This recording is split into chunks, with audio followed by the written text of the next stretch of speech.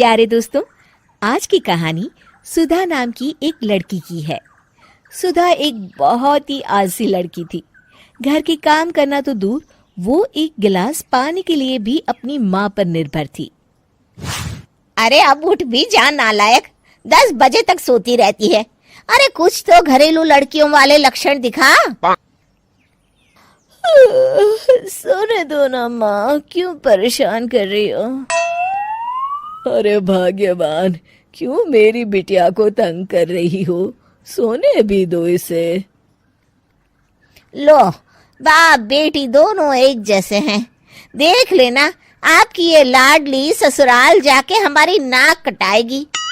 मैं कहती हूँ अब भी वक्त है, अपनी ये आदतें सुधार ले, वरना ससुराल में तेरी सास कान खींच कर तुझे सीधा करेगी। वही तुझे सबक सिखाएगी। दुनिया में आज तक कोई ऐसी सास पैदा नहीं हुई माँ, जो सुधा चोपड़ा को सबक सिखा सके। लेकिन होनी को कुछ और ही मंजूर था। सुधा की शादी एक ऐसे घर में हो जाती है जहां उसकी सास एक रिटायर्ड पुलिस वाली थी। अब कहानी में मजा आएगा। हाँ माँ, यहाँ सब बहुत अच्छा है। मेरे ससुराल के लोग भी ना बहुत मिलनसार हैं। ठीक है माँ, मुझे नींद आ रही है, फोन रखती हूँ माँ। ठीक सुबह 5 बजे। अरे जल्दी उठो भाग्यवान, वरना कयामत आ जाएगी। हैं?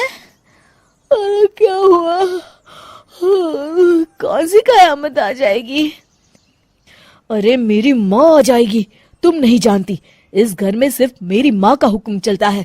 सबको सुबह 5 बजे बिस्तर छोड़कर हॉल में पहुंचना ही पड़ता है। अरे अब इंसान क्या अपनी नींद भी पूरी नहीं करेगा? यहाँ मजाक चल रहा है क्या? तभी वहां सुधा की सास आ जाती है। अटेंशन! मजाक तो तू समझ रही है बाबू, ये मेरा घर है और यहाँ हर किसी को डिसिप्लिन में रहना होगा। अटेंशन! अरे माँ जी, लेकिन इतनी सुबह कौन उठता है? कौन होता है मतलब?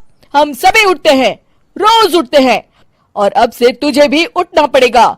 आखिर मैं पुलिस वाली जो ठहरी। अटेंशन! अरे माँ जी, लेकिन अब तो आप रिटायर हो गई हो ना। तो क्या हुआ? शेर कितना भी बूढ़ा हो जाए, शिकार करना नहीं छोड़ता। उसी तरह हम पुलिस वाले रिटायर होने के बाद भी अपने अनुशासन में ही जीवन जीते हैं। चलो अब बेकार की बहस बंद करो और उठकर हॉल में चलो। अभी आधा घंटा तुम सबकी परेड चलेगी। अटेंशन! अरे मैं कोई परेड नहीं करने वाली। सुधा की सास अपनी बहू का ये बर्ताव देख झल्ला उठती है। गौर से देख, तू कहां और किसके सामने खड़ी है? यहां बात सिर्फ एक बार समझाई जाती है, बस। अटेंशन!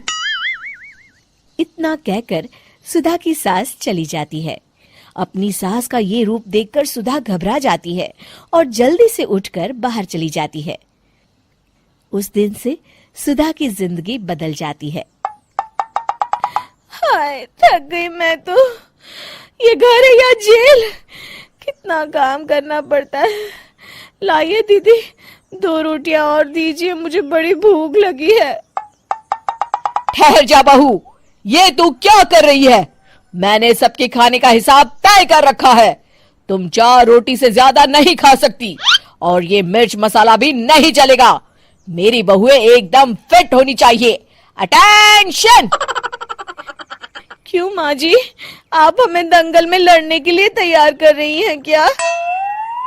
क्या कर रही हो सुधा? माँ जी को मजाक बिल्कुल पसंद नहीं है। चुप करके खाना खा लो, इसी में भलाई है। इस तरह धीरे धीरे सुधा अपने सास के रंग में पूरी तरह रंग जाती है, लेकिन इसका उल्टा ही असर पड़ता है। सुधा अपनी सास से भी ज्यादा अनुशासन की पक्की हो जाती है। सुधा की सास तो सबको 5 बजे उठाती थी, लेकिन सुधा सबको 4 बजे ही उठा देती थी। दूसरी तरफ सुधा की सास की उम्र भी हो चलती है। माँ जी, आजकल आप सुबह उठने में बहुत आनाकानी करती हैं। मुझे ये सब बिल्कुल पसंद नहीं है। अरे बहू, मैं तेरे हाथ जोड़ती हूँ, भगवान के लिए अब मुझे छोड़ दे। इतने सवेरे उठना और कसरत करना अब मेरे बस की बात नहीं है। माँ जी, आप मैदान छोड़ के भाग रही हैं। आप तो पुलिस वाली हैं। अटेंशन। अरे अब कहाँ की पुलिस वाली, अब तो मैं रिटायर हो चुकी हूँ। बस बहुत हो गया, अब तुम सब जैसे चाहे वैसे जिंदगी जियो और मुझे भी जीने दो। अपनी सास को गिड़गिड़ाते देख सुधा मन ही मन मुस्कुराती है। इस तरह उस दिन के बाद से सुधा के ससुराल वाले एक सामान्य जीवन जीने लगते हैं।